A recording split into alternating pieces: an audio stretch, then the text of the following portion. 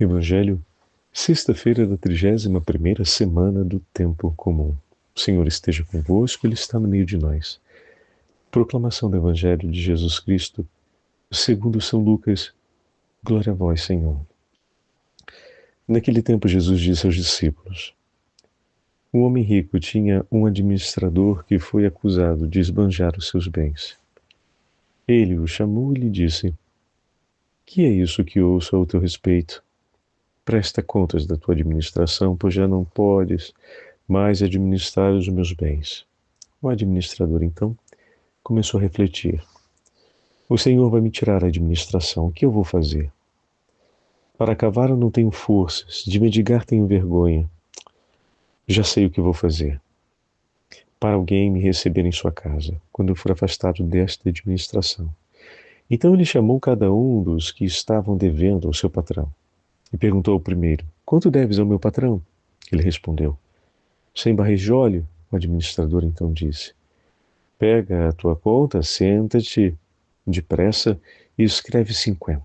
Depois ele perguntou ao outro: e tu quanto deves? Ele respondeu: 100 medidas de trigo. O administrador disse: pega a tua conta e escreve 80. E o Senhor elogiou o administrador desonesto, porque ele agiu com esperteza. Com efeito, os filhos deste mundo são mais espertos em seus negócios do que os filhos da luz. Palavra da salvação. Glória a vós, Senhor. Sexta-feira da 31ª semana do Tempo Comum. Em nome do Pai, do Filho e do Espírito Santo. Amém. Queridos irmãos e irmãs, esta também é a primeira sexta-feira do mês de novembro.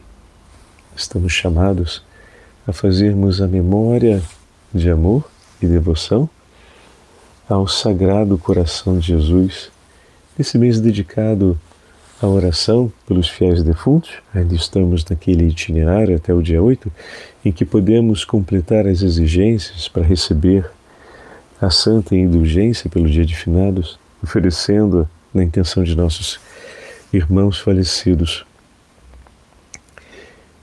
No dia de hoje, o Santo Evangelho que nos é apresentado é o 16º capítulo do Evangelho de São Lucas, em que o Senhor conta a seus discípulos a parábola do administrador desonesto.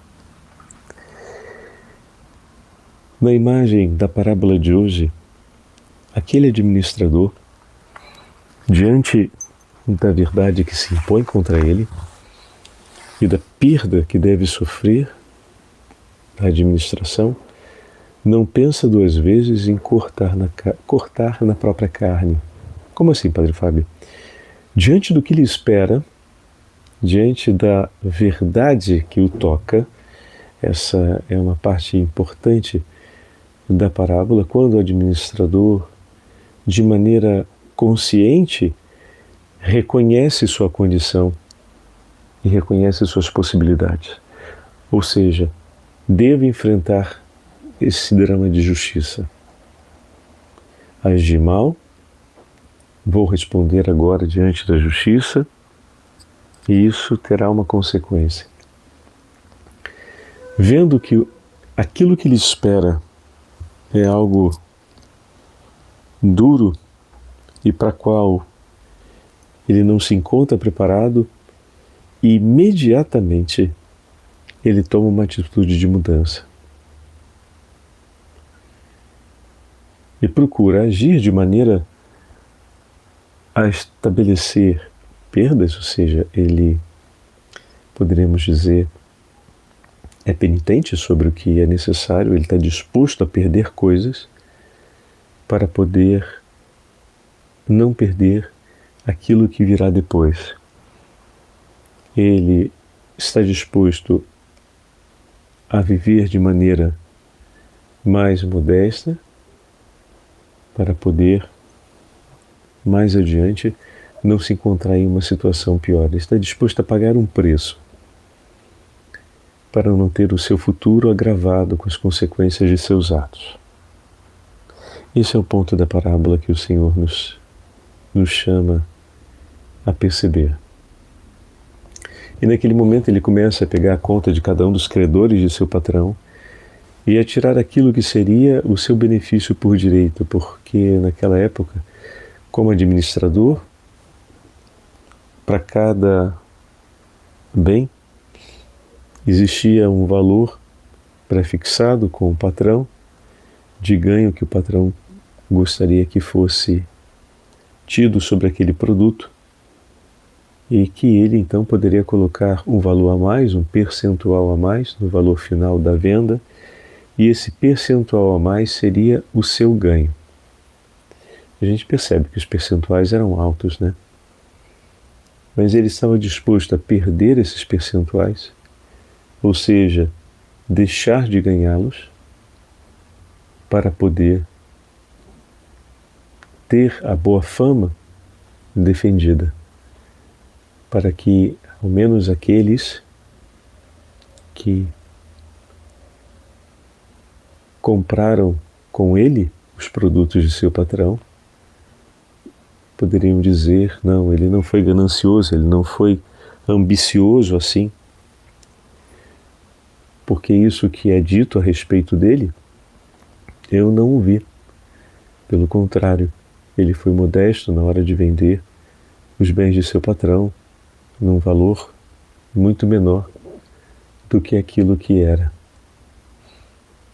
E dessa forma, alguém poderia recebê-lo, pois estaria ali ao menos 3 testemunhos de que ele não foi um esbanjador, ou pelo menos de que não usou os bens de uma forma abusiva em relação a seu patrão. Então, diante da palavra que ia ser dita a seu respeito, ele iria poder recolher alguns testemunhos contrários a isso. Em outras palavras, ele muda de conduta e sofre o que é necessário para não perder no futuro, para que sua pena não seja maior. Ele age com esperteza para se livrar de um sofrimento futuro, porque, admitindo com consciência a sua verdade, reconhecendo o que lhe espera, não pensou 2 vezes em perder agora para ganhar depois. Assim também nós somos chamados, diante do anúncio da vida eterna e diante do reino dos céus que nos é apresentado, somos chamados a perder nessa vida tudo que nos liga ao pecado, tudo que nos leva a opor-nos à vontade de Deus, para poder não perdermos a vida eterna. Então, para não ter que enfrentar a vergonha da mendicância, aquele administrador desonesto esteve disposto a assim fazer. E nós estamos diante do anúncio da vida eterna, que recebemos o anúncio do reino dos céus. Como estamos vivendo o evangelho que nos foi entregue pela nossa salvação, para que não percamos a eternidade na glória de Deus? Estamos também dispostos a perder nessa vida tudo quanto for necessário para não perdermos o céu? Que nós possamos ter essa disposição interior e pedir ao Senhor essa graça, esse dom. Dai-nos, Senhor, o vigor, redobra em nós o amor pelas suas coisas, a fim de detestarmos todo o pecado e todo o mal, todo o vício e tudo aquilo que nos separa de vós, mas detestarmos com intensidade no nosso coração, a fim de restar somente o desejo de sua presença e o desejo de tudo o que é vosso. Santa Teresinha do Menino Jesus, no manuscrito B, vai escrever essa breve reflexão que eu queria dividir com vocês, pois nos traz o vigor dessa súplica que acabamos de falar. Santa Teresinha escreve assim: ó meu querido Jesus, bem sei que o amor só com amor se paga. Por isso procurei e encontrei a maneira de aliviar o meu coração, dando-te amor por amor. Arranjai amigos com um vil dinheiro, para que quando este vier a faltar, eles vos recebam nas moradas eternas. Assim, o Senhor falou sobre aquele administrador infiel. Eis, Senhor, o conselho que dás aos teus discípulos, depois de lhes teres dito que os filhos do mundo são mais espertos do que os filhos da luz. Filha da luz que sou, compreendi que os meus desejos de ser tudo, de abraçar todas as vocações, eram riquezas que me poderiam perverter, pois desejava por mim aquilo que queria de ti. Por isso, serve-me de todas elas para arranjar amigos. Eu devo desejá-las para fazer amigos e recolher tesouros no céu. Lembrando-me da petição de Eliseu a seu pai Elias, quando ousou pedir-lhe uma dupla porção do seu espírito, apresentei-me diante dos anjos e dos santos e disse-lhes então: eu sou a mais pequena das criaturas. Conheço a minha miséria e a minha fraqueza, mas sei também quanto os corações nobres e generosos gostam de fazer o bem. Suplico-vos, portanto, ó bem-aventurados habitantes do céu, suplico-vos que me adoteis como uma pequenina filha. Só para vós será a glória que me fizestes alcançar. Mas dignai-vos atender a minha prece. É temerária, bem sei, contudo ouso pedir-vos que me obtenhais o vosso duplo amor.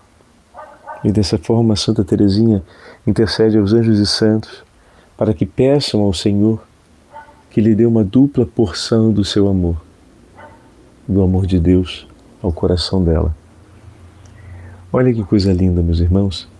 Diante dos desejos de, nesta vida, viver como agrada a Deus, e pensando que poderia ela apressar-se a escolher segundo o seu gosto próprio mais do que segundo a vontade do Senhor, ela diz: tudo isso que me apetece me faz desejar o meu Deus.